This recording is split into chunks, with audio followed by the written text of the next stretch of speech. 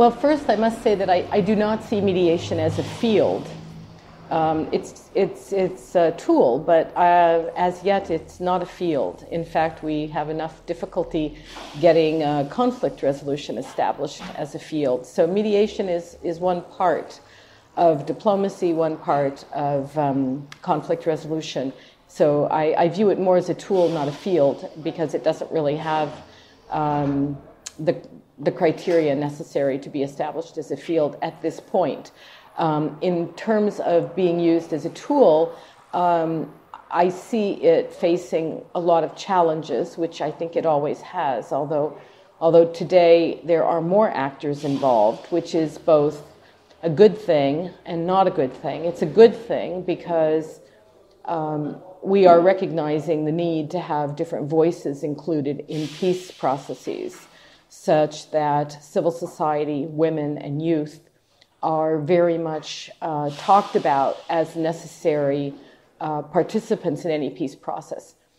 While they are talked about as necessary, they are not always included, because the more actors you have in a peace process, the more challenges and the more complexity you add to what is already a very difficult process. So I think it's good that we are democratizing the process a little bit by trying to add more people. There is also, we're also adding a lot more mediators to the mix. So it has become very popular and very desirable to be seen as a mediator. And so we have a lot more actors involved in mediation, which can also be a benefit, but also carries with it certain challenges in coordination and in making sure that all the mediators are giving the parties the same message.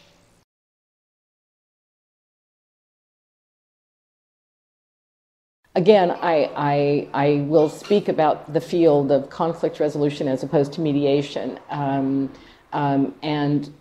Because mediation is just one small part of all the different things that go into resolving a conflict. And gender inclusion is a very important part. And again, I think it's important that we remember that when we speak of gender, we're speaking of men as well as women. And to date, most peace processes have involved pretty much only men. And men do not seem to bring with them to the table issues of gender. Women do not either necessarily, unless they have some background or training in gender and understanding some of the differences.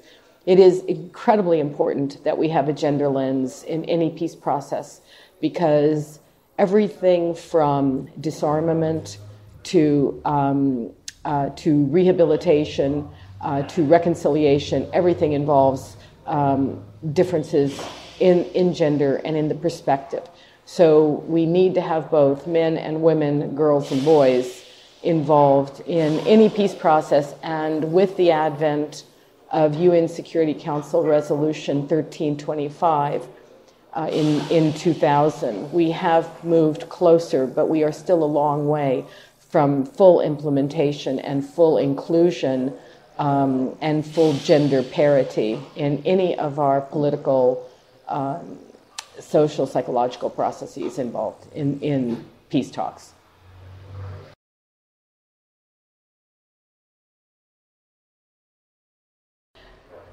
That's a difficult question, because it depends on where GSUM views its strengths and where it wants to increase its capacity. Currently, I would think that GSUM has a lot to offer in terms of research on what kinds of peace processes and mediation have taken place in the Global South, and perhaps document this, do some studies on what has worked and what hasn't worked, who are the mediators, who are the actors, and really add to our knowledge of what does mediation look like in the Global South. Does it look different than in other parts of the world? And that may be one area, which is really adding to our database of knowledge of what mediation is, specifically in this hemisphere. However, if GSUM sees itself as doing other things, then I think it would need to have the accompanying capacity and staffing and finances. And I'm not the one to speak to that, since I'm not so sure where GSUM sees itself in 5 years, where it would like to see itself, or what capacities it currently has and what capacities it sees that need to be added to it. So perhaps part of what GSUM may be doing now, or should be doing perhaps, is to do an inventory of what their current strengths are, where their weaknesses are, and then how that meshes with where GSUM would like to be in 5 years, to make sure that you have all the pieces in place to move forward. And I think there is great potential for GSUM to have a great impact in mediation in the Global South, and I would say more largely in the area of conflict resolution.